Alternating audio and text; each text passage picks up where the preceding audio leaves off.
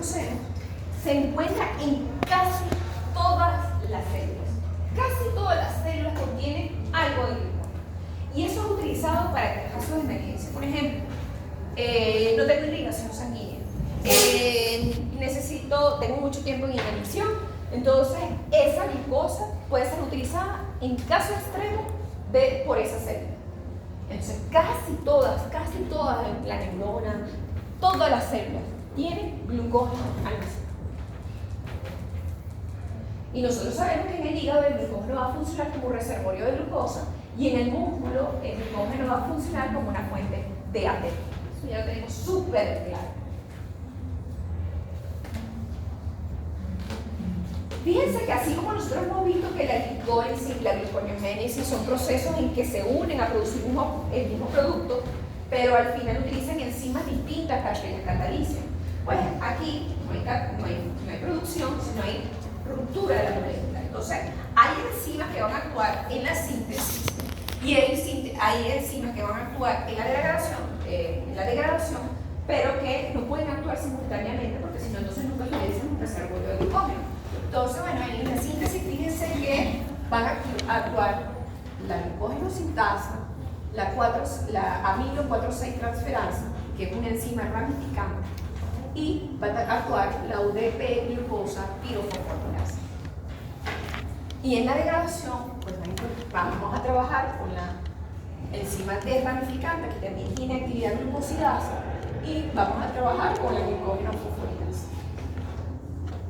Fíjense que la idea es o incrementar la cadena de unidades glucosílicos unidos al glucógeno o disminuirla para producir glucosa no fosfato. Pero todas ellas parten de la glucosa no fosfato. Y esa glucosa no fosfato ya la hemos visto.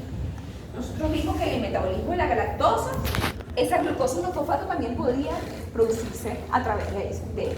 Y ya nosotros conocemos la UDP glucosa porque la conocemos como marcador y como unidad transportadora de unidades glucosílicas. Entonces, ya la UDP glucosa la conocemos, ya nosotros conocemos la glucosa 1-fosfato y posteriormente esta glucosa 1-fosfato, pues con una mutasa, participa en ambas rutas y el fin es producir glucosa 6-fosfato. Que esa glucosa 6-fosfato se vaya a la ruta lactosa, que esa glucosa 6-fosfato se vaya a la glicólisis, a la gluconeogénesis u otras rutas, va a depender de la situación metabólica en la que estemos.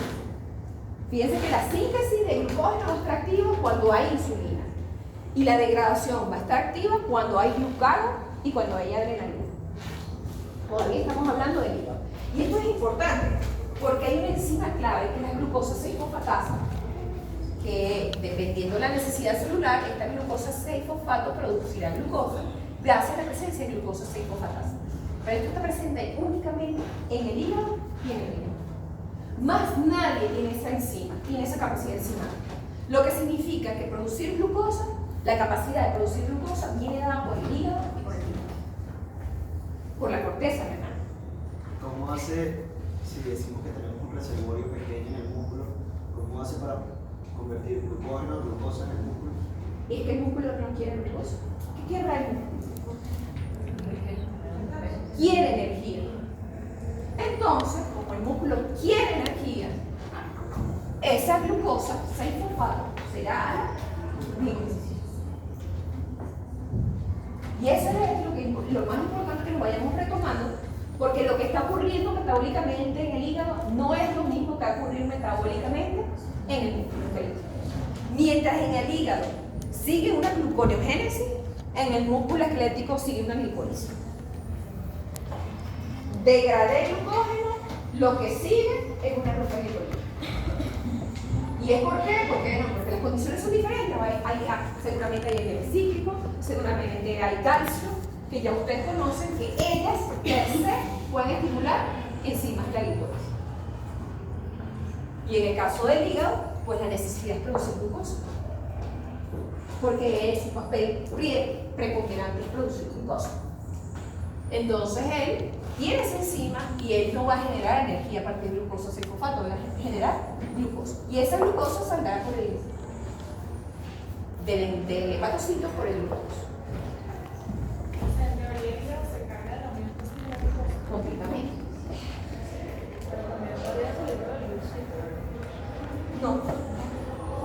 Bueno, sale del retículo. Ah, Sí, pero para salir del hepatocito es al corriente sanguíneo. es con el glucosa, a corriente sanguínea por glucosa. Bueno, nosotros conocemos a esta señora de la síntesis de glucosa y lo importante es que retengamos pues, que esta glucosa 6-fosfato, entonces por una mutasa puede producir glucosa 1-fosfato y que esa glucosa 1-fosfato pues o participa en la síntesis de glucógeno o viceversa. La glucosa 1-fosfato se muta a glucosa 6-fosfato y participa en la gluconeogénesis. Todo dependiendo de la necesidad celular. Vamos a ver si tengo por aquí alguna. Este glucógeno, pues, como les dije inicialmente, hay un poro central donde debería haber una glicogenina, que es la proteína que actúa como cebado, que permite entonces la síntesis de glucógeno a partir de ella. Y se conoce entonces que yo tengo que prolongar ese poro central hasta más o menos 11 residuos de glucosa. Y entonces al prolongarla por lo menos hasta 11 residuos de glucosa, entonces cuando yo comienzo pues a fragmentar pues ese poro central para poder ir moviendo las unidades de glucosa. Supongamos, fíjense que aquí les pone un ejemplo de un glucógeno, de la existencia de un poro, de una estructura de glucógeno inicial. Y esta estructura de glucógeno inicial pues tiene ya su ramificación. Fíjense que entonces empiezo, gracias a la transferencia de unidades de glucosa por medio de la enzima, a verla aquí. Disculpen.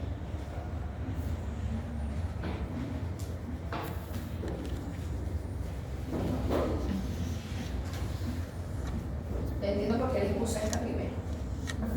Entendí por qué.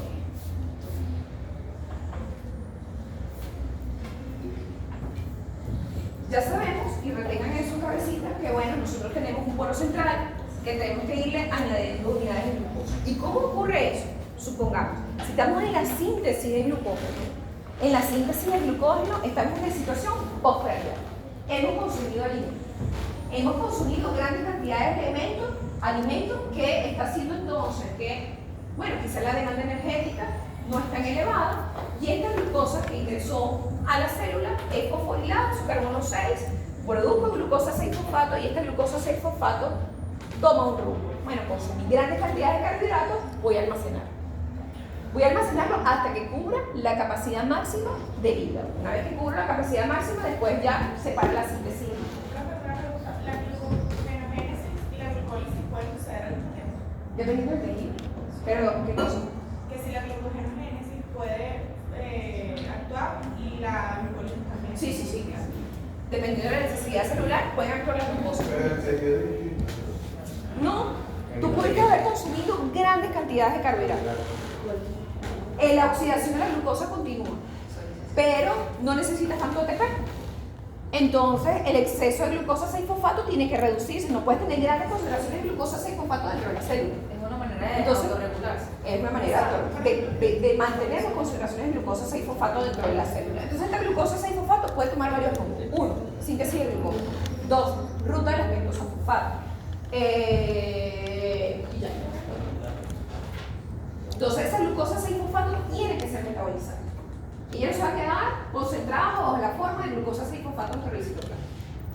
Una de las rutas, si consumí grandes cantidades de carbohidratos, es que se vaya a la pentosa, pero como ya estudiamos la pentosa, no les voy a volver a hablar de la pentosa. Usted había mencionado una que no se podía dar al mismo tiempo con otra. Sí, ¿Cuál es? la glicólisis y la gluconeogénesis no se pueden dar juntas. La glucogenogénesis y la glucogenólisis no se pueden dar juntas. ¿Qué otra no se puede dar juntas?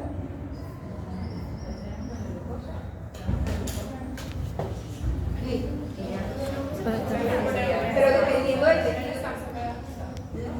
tejido, pues. Porque en esas dos ejemplos que diste, ¿qué ejemplos dependiendo del tejido pueden darse al mismo tiempo? Bueno, no, en un tejido tú puedes tener glicólisis, que fue lo que iba a decir. Claro, se pueden dar en tejidos distintos, pero en el mismo tejido no se pueden dar los dos al mismo tiempo ni los. No se puede. Eso. Imposible. Claro. No, ciclo es mucho. Ok, entonces ingresos a glucosa 6-fosfato que todos ustedes conocen. Bueno, pero entonces yo les había hablado que esa glucosa 6-fosfato puede tomar varios rumbos. Pero como ya hemos hablado de las pentosas, ya hemos hablado de la glicólisis, ahora nos toca hablar de la glucogénogénesis. Entonces, bueno, esta glucosa 6-fosfato va a irse a la síntesis de glucosa. ¿Qué es lo primero que necesitamos? Que esa glucosa 6-fosfato se mute a glucosa 1-fosfato. Y ya ustedes conocen que la unidad transportadora de unidades de glucosa utiliza glucosa 1-fosfato. Ya ustedes lo conocen como el metabolismo de la galactosa. Entonces, bueno, esta glucosa 6-fosfato se muta a glucosa 1-fosfato y ya ustedes conocen a esta señorita. Así que lo que ocurre es lo siguiente.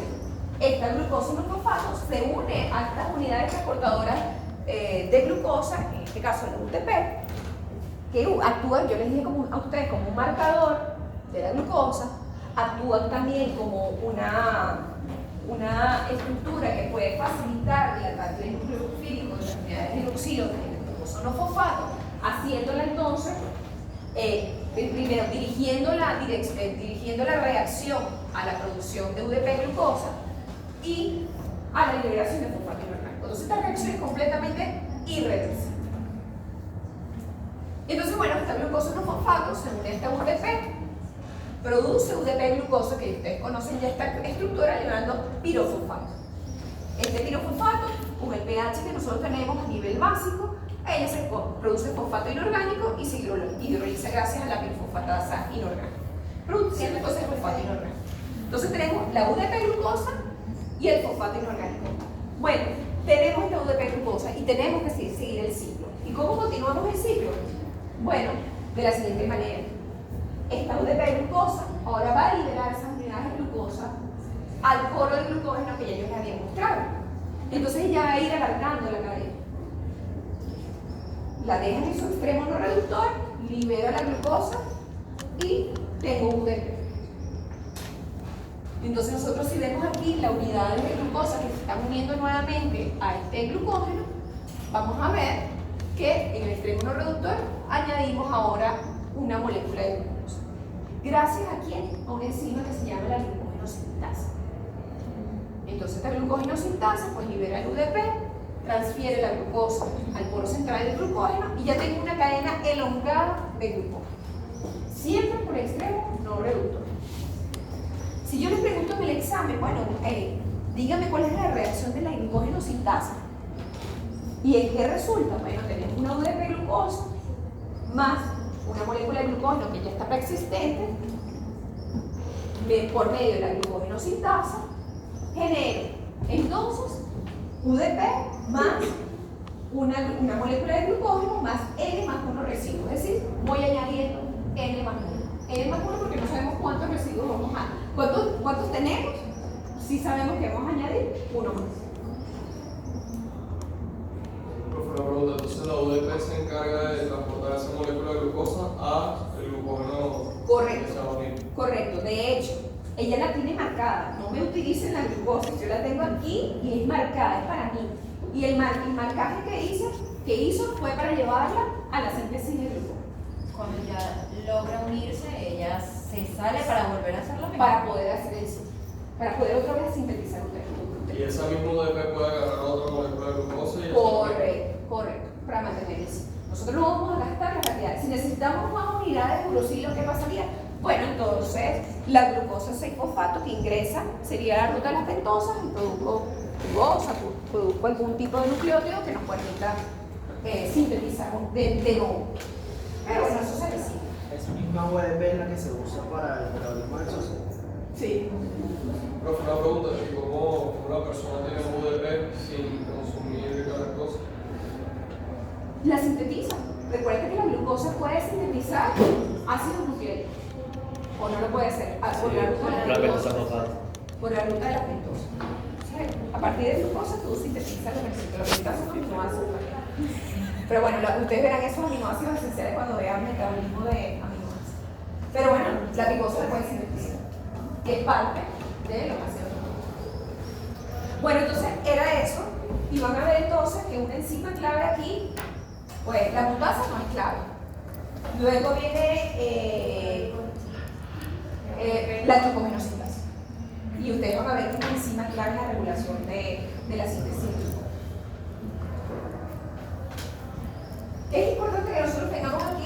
Bueno, presenta que esta glucógeno sintasa va a necesitar que exista una molécula de poliglucosa preexistente, ¿no? Que tenga por lo menos 8 residuos de glucosa. O sea, tiene que existir una molécula de 8 a 11 moléculas de residuos de glucosa que pueda permitir entonces que la glucógeno sintasa empiece a liberar unidades glucosídicas. Si no existe esa molécula preexistente, o sea, esa molécula de glucógeno preexistente, entonces ella no puede actuar. Por eso que está la glucogenina. La glucogenina primero es la que va a permitir el anclaje de estos 8 o 11 residuos, los tengo anclados y comienza a trabajar la glucógeno sintasa. Ella no puede realizar enlaces alfa 1,6. Ella es capaz de unir estos residuos glucosídicos por enlace tipo alfa 1,4, los deja en su extremo no reductor. Hay una enzima que va a actuar, que es una enzima ramificante y que se denomina amilo 1,4 a 1,6 transglicosidasa. O también la pueden encontrar en otros libros como glucosil 4,6 transferasa. O amilo 4,6 transferasa, también lo pueden encontrar en otros libros. Tiene varios nombres. O sea, en vez de hacer amilo 1,4 a 1,6, a veces lo pueden encontrar como amilo 4 a 6 transferasa. Profe, pregunta, ¿cómo se forma esa cadena de menos de 8 residuos de glucosa? Con la glicogenina, y ya lo vamos a ver. Entonces, una vez que la formé, entonces la glucógeno sintasa puede actuar. Recordando entonces que las ramificaciones yo no las puedo hacer por la enzima, la glucógeno sintasa, que necesito a alguien más que me la haga y va a ser esta enzima. Entonces ahora volviendo a esta imagen, fíjense que voy alargando gracias a la glucógeno sintasa, ya que el poro central existe, la glucógeno sintasa empieza a liberar entonces la glucosa, unirla al extremo no reductor de la molécula preexistente. Fíjense que ella une hasta 8 residuos, aquí hay 1, 2, 3, 4, 5, 6, 7, 8 residuos a una molécula preexistente, y una vez que ya está allí, pues ya lo que hace es dejar siempre por lo menos de 6 a 4 residuos unidos al polo central, y la transferasa entonces va a transferir 1,4 a 1,6 a la cadena. Y eso lo va a hacer sucesivamente. Cuando tenga esta elongada nuevamente a 11 residuos que permita extraer de 7 a 8 residuos de su cadena principal, pues nuevamente utilizará una transferasa y seguirá ramificando entonces la molécula de glucógeno. Y así tendrá ramificaciones. Incluso las ramificaciones pueden tener ramificación.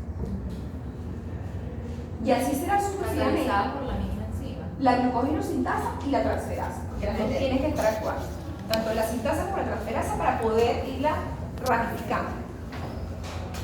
Cada 8 residuos transfiero entonces del enlace 4, amilo 4 a 1,6 al polo central pues, del glucógeno. Y dentro de la misma ramificación también lo puedo realizar.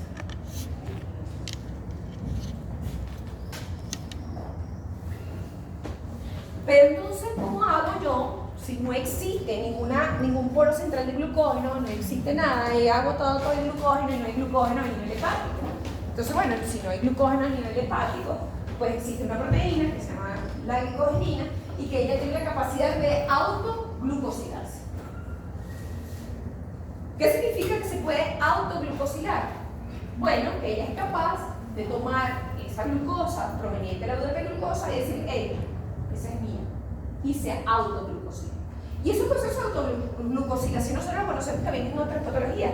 La diabetes, para poder ver cómo está controlada, si no está controlada o no, es a través de la hemoglobina glicosilada, porque tiene la capacidad de glucosilarse también, autoglucosilarse, es decir, dame la glucosa y me la como, es mía, y la toman pues, de la UDP o de la glucosa unida, generalmente una doble glucosa unida a un UDP, y se le secuestra. Entonces esa capacidad de autoglucosilarse puede controlar, es una forma de controlar la diabetes, de ver si está controlada, y la otra es que esta glucosilación también es automática para la glicogenina. Ella toma la glucosa y se la hace propia. Y así ella va incrementando entonces el número de residuos que necesita para que luego la glucógeno sintasa pueda actuar. Ella se autoglucosida con la glucosa ya marcada por la UDP. Sí, claro, ella le dice a los bebés, es mía, y se autoglucosida. Esta glucosa es mía y así se autoglucosida. Y así hasta tener un poro central de 8 a 11 residuos y entonces luego empieza a actuar la glucogenosinasa. Ella tiene un punto donde se para y deja De actuar, sí. Ella no se va no va a sacar su anclaje que tiene al glucógeno, ella está ahí. Ella no se va a salir del anclaje, ella se ancla, empieza a unir glucosa y ella se quedó ahí pegada. Ella no he leído que haya sido escrito que ella se salga de la molécula y cataliza otra reacción. No, ella está allí. Y ella forma ahora parte de esa unidad de glucógeno. O sea, no hay manera de que se regule. Ella se regula cuando llega a las 11 unidades, ya ella dejó de funcionar, ya se puede autoglucosilar más. Si lo necesita, se empieza a degradar. Pero ella no empieza, es una proteína de ruptura, es una fosforol.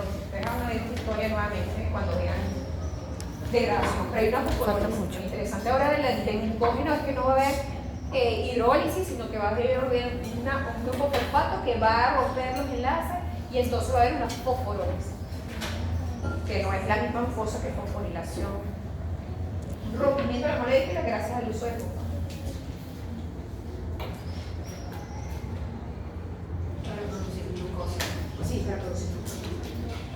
Miren, esta es la molécula de glucosa. Entonces nosotros vemos que la glicogenina tiene un residuo de tirosina y ese residuo de tirosina tiene un grupo hidroxilo que es capaz entonces de unirse pues a la UDP glucosa, en este caso a la glucosa, y poderla ir completando, la elongando, porque más bien estás elongando la cadena. Y así sucesivamente. La enzima se llama glicosil. Que no se ve bien.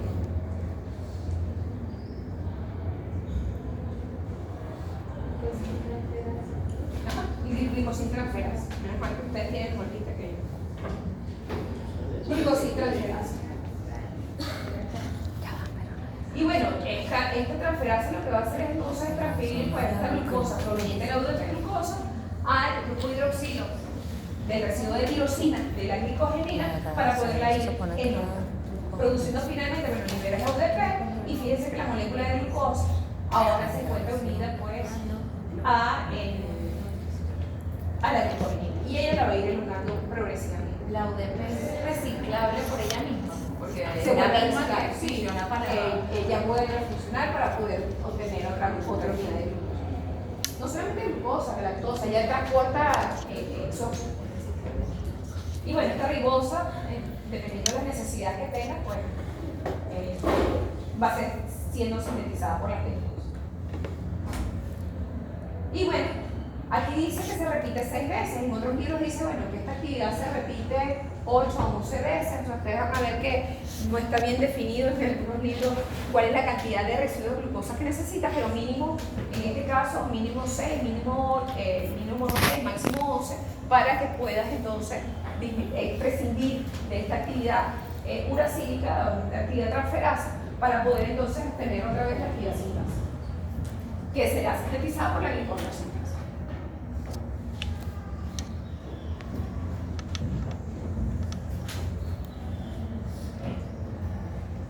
Bueno, así como lo sinteticé, necesito ahora degradarlo. ¿Y bajo qué condición lo voy a degradar? Bueno, una condición metabólica en la que esté alimentado, rico en proteínas, exento de carbohidratos, en la que no hayamos consumido alimentos en 4 horas, 5 horas, porque estamos en la degradación del glucógeno, y que la mantenemos hasta más o menos 24 horas, que fue lo que vimos en la clase anterior. Entonces allí empieza a actuar la enzima desramificante, la glucogenofosforilasa, para poder degradar esa molécula de glucógeno que tenemos allí. Profe, entonces las personas que mantienen una dieta keto por mucho tiempo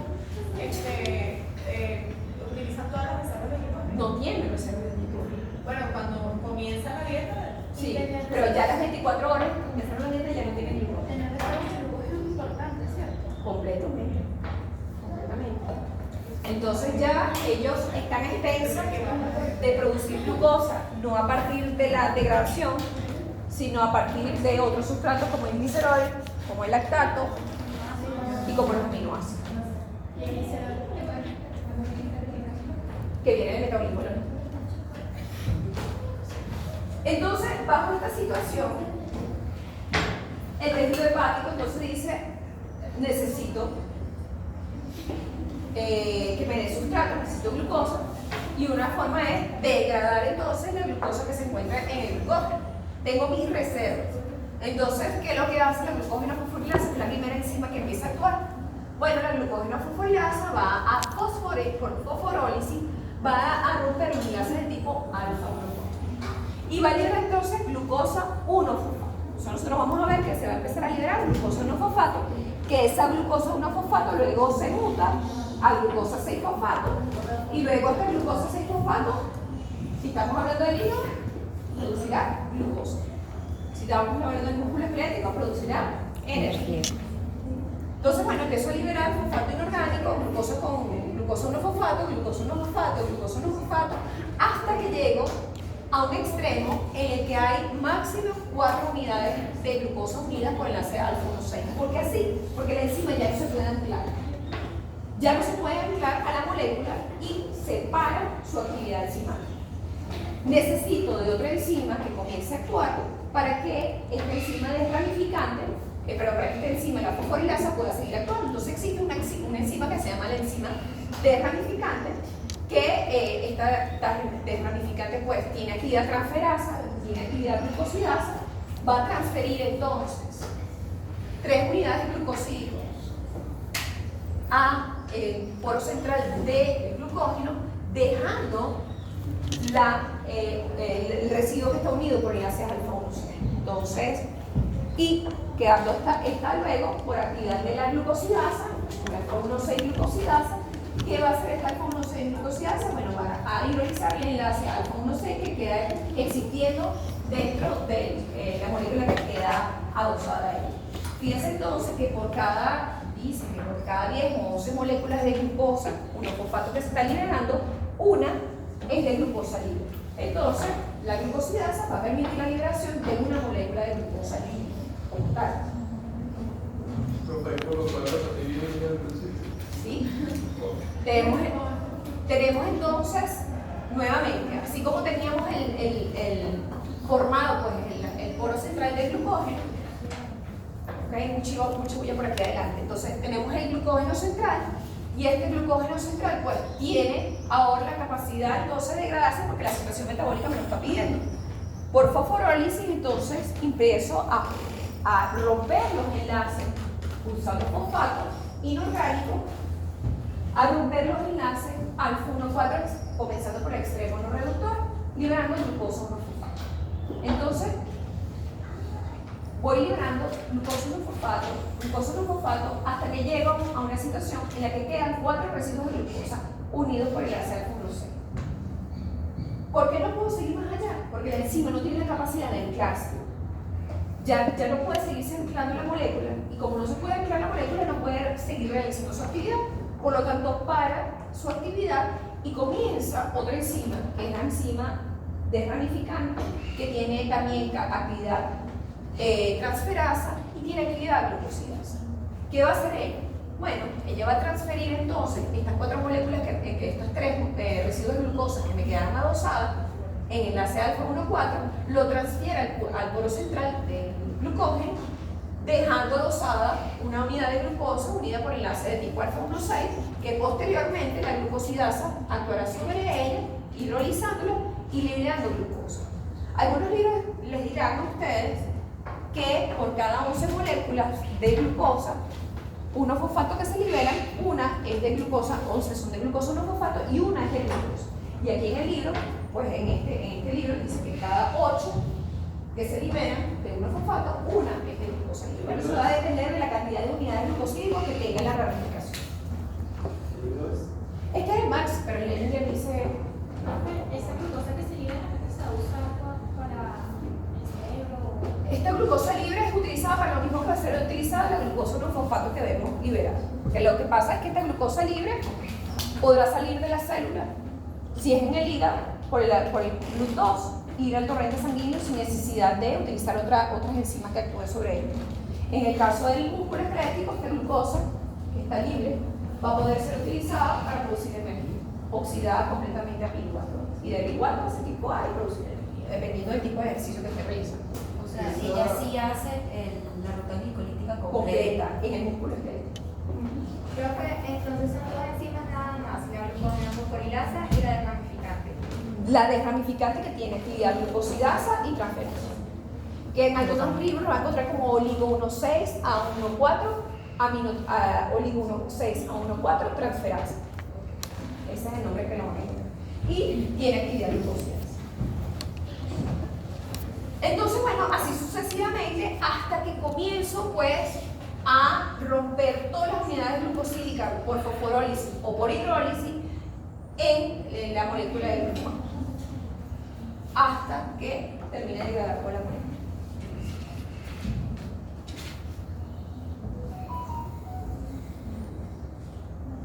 Y bueno, ustedes saben que la función del glucógeno en el hígado es producir glucosa.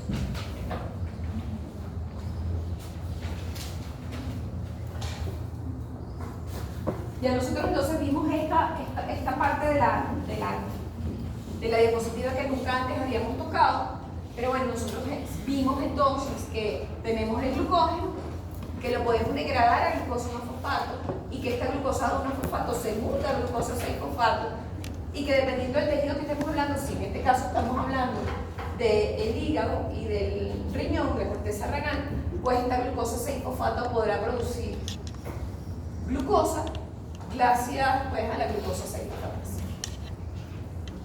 Si estamos hablando del músculo esquelético, pues esta glucosa 6-fosfato sería a la glicólisis. Entonces, en este caso, pues vamos a hablar del hígado y del riñón y vamos a hablar entonces de la glucosa 6-fosfatasa. Tenemos este glucosa 6-fosfato más agua por hidrólisis, libero glucosa más fosfato inorgánico. Una reacción que es altamente exergónica, es irreversible, dependiente de magnesio y, ¿qué más les puedo decir? Bueno, su fin es producir glucosa. Bueno, porque esa es la necesidad del hígado. Glucosa disponible para otros. Para él, sí. No para él, él no lo usa.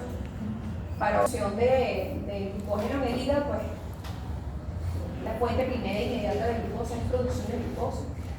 Y en el músculo esquelético, pues este glucógeno va a ser utilizado básicamente para la ruta glicolítica para producir